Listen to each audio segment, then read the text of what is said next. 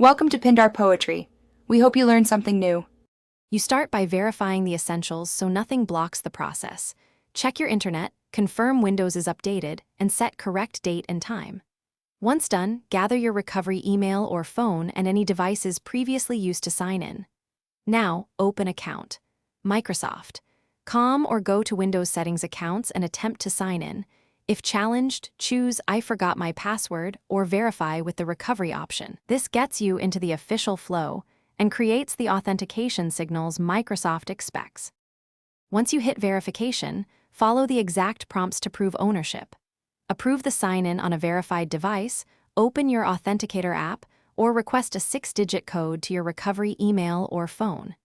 If two-step blocks you, generate an app password for legacy apps or use a recovery code you previously saved.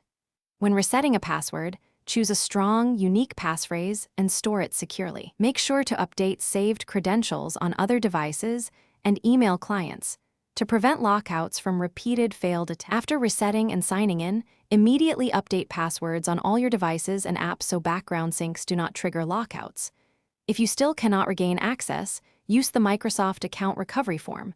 Provide previous passwords, account creation date, and commonly used subjects or recipients to boost success.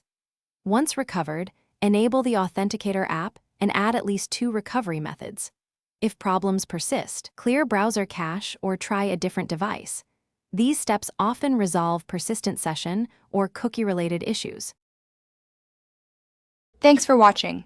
Consider subscribing if we helped you.